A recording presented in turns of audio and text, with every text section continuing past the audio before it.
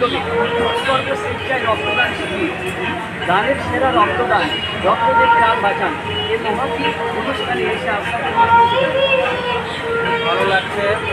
সব থেকে সেরা দান মানুষের প্রাণ বাঁচে, যাতে পৃথিবীর যত দান আছে সব থেকে মহান এবং মহান দান হচ্ছে রক্তদান।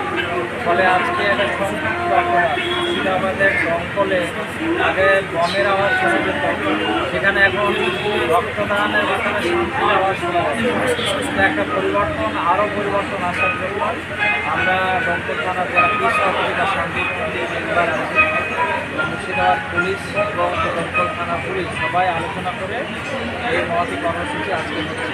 সেখানে ইমাম, মাদ্রাসার শিক্ষার্থী, শিক্ষক এবং মন্দিরের পুরোহিত সবাই পুলিশ কর্মী সবাই মিলে সুন্দর একটা পরিবেশে ভারতকে একটা মেসেজ যে এটা হচ্ছে আসল যে এরিয়াতে আমরা সবাই সুন্দরভাবে পাশাপাশি মানে আপনাদের এই অনুষ্ঠানটার এই বার্তা দিচ্ছে যে জাতির ধর্ম সেই দায়িত্ব বহন করে আমাদেরকে মোটিভেশন করতে হবে যে রক্তদান করলে মানুষের কখনো সমস্যা হয় না। রক্তদান করলে আপনার রক্তে 3টি মানুষের, একটা রক্তকে 3টে ভাগে ভাগ করে 3টে মানুষের প্রাণ বাঁচানো যায়। এটা সচেতনতা করতে হবে। রক্তদান, এই রক্ত আমরা জানি যে সকাল থেকে সন্ধ্যা অবধি আজকেও আমি নিজেই বহরমপুরে 2খানা ডোনার ম্যানেজ করে দিয়ে এলাম ব্লাড ব্যাংকে। কারণ রক্ত, বিশেষ করে রক্তের অপচয় হচ্ছে, অপচয় সম্পর্কে আমাদেরকে সচেতন হতে হবে।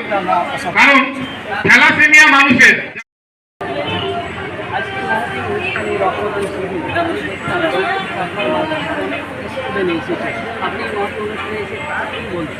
মাশাআল্লাহ, এই রক্তদান শিবিরে প্রায় এই পর্যন্ত 50-এর কাছাকাছি যারা অংশগ্রহণ করেছে, তার ভিতরে মাদ্রাসা জামিয়া আরাবিয়া বাহিনীর হকের ছাত্র প্রায় 16 জন এবং একজন শিক্ষক সহ অংশগ্রহণ করতে পেরে সবাই খুশি হয়েছে।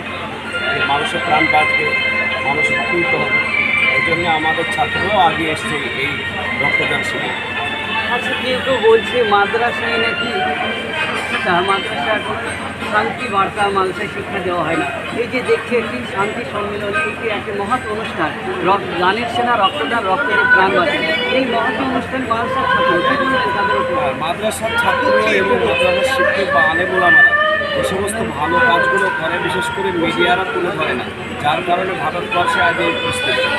যদি দেখা যায় যে ভারতবর্ষে সবথেকে ভালো কাজের দিকে আগিয়ে আছে আলেম ওলামা এবং ছাত্র সমাজ, তাদেরকে পিছিয়ে রাখা হয়েছে। এই মিডিয়া এক ধরনের মিডিয়ারা আলেম সমাজকে পিছিয়ে রেখেছে। এই জন্য আপনাকে বিশেষ করে বলব, আলেম ওলামাদের ভালো কাজগুলো উঠিয়ে ধরে এবং দমকল দর্শকবৃন্দ, আজকের এই মহতি অনুষ্ঠানে আমাদের মাঝে উপস্থিত হয়েছেন পিন্টু দা, যে পিন্টু দা একটা নজির সৃষ্টি করেছেন 100 বেশি রক্ত দিয়ে। অর্থাৎ তিনি তার এই জীবনে বেঁচে থাকা অবস্থায় এখন পর্যন্ত 100-এরও বেশি বার তিনি রক্ত দিয়েছেন। সেই পিন্টু দা আমাদের মাঝে উপস্থিত আছেন। তার রক্তদানের অভিজ্ঞতা এবং যে সমস্ত মানুষ যারা 18 বছর পূর্ণ হয়ে যায় তাদের রক্ত দেওয়ার জন্য